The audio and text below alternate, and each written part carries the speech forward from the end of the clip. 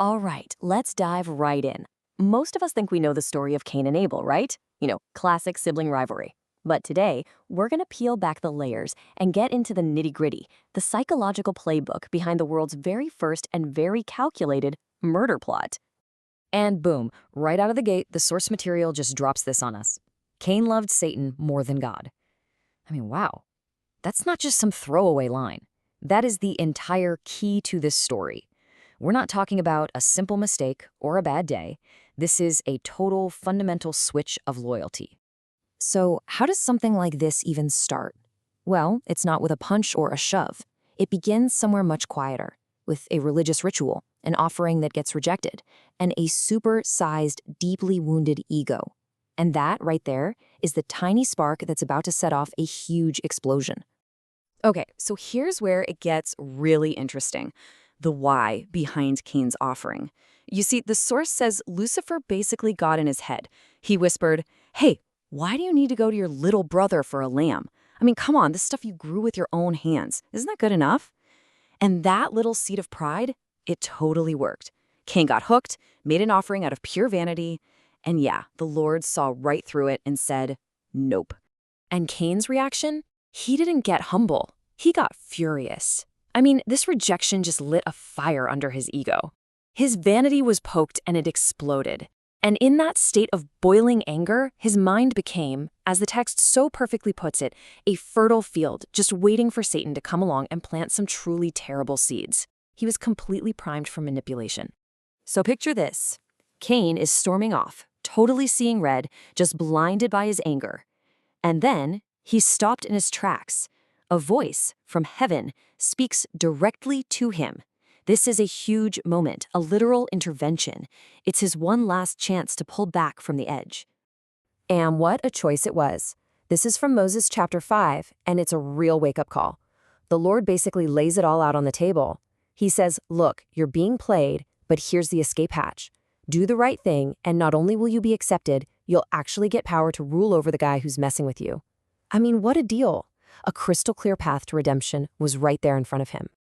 But you gotta ask, why Cain? Why was Satan so focused on him? Well, this wasn't just some random temptation. It was a corporate headhunting mission. Seriously, Satan was losing, badly. He didn't have the street smarts, the human experience, to really tempt people effectively. He saw Cain, smart, ambitious, a real go-getter, and thought, that's my guy. That's the general manager I need for my kingdom. He was so desperate for a win, he was apparently willing to hand over the keys to the corner office. So, this is the moment. It's a classic door number 1 versus door number 2 situation. Behind door number 1, you've got the Lord's offer, spiritual power, forgiveness, a chance to literally conquer evil itself. And behind door number 2, Satan's offering everything Cain's ego is screaming for. Cold, hard gain. Power you can see and touch, and of course, all of his brother's valuable flocks. So there he is, standing at the ultimate crossroads. He's got a direct warning from God in one ear and a sweet, tempting deal from Satan in the other. And the choice he makes right here, right now, it's going to change everything. But let's be real, for a guy like Cain, this wasn't much of a choice. It was intoxicating. The idea that Lucifer himself would come and bargain for his help. Can you imagine the ego trip? It wasn't just about getting rich. It was the ultimate validation. The source says it tickled his fancy and nurtured his ego. His pride was basically driving the car at this point. And just like that, the decision was made. This verse here, from Moses chapter 5, it's pretty final. He just stops listening. He tunes out God. And get this, he even tunes out his own brother Abel, who was apparently trying to talk some sense into him. The walls went up. He was completely closed for business. Okay, so Cain's in. The decision is made. Now we get to see how a bad choice turns into a full-blown criminal conspiracy. Lucifer's got his man, and now he's ready to spring the trap. This is where we see the blueprint, the actual mechanics of the world's first secret, dark organization. And how does the plot start? With the oldest trick in the book, greed. Lucifer just dangles the ultimate prize right in front of Cain's face, all of his brother's flocks. In their world, that was like the ultimate status symbol, proof of success. It was something real, something tangible he could focus on. And that was the bait on the hook for everything that came next. And then comes the oath. And listen to these words. They are absolutely chilling. But here's the really weird part, the little detail the source flags for us.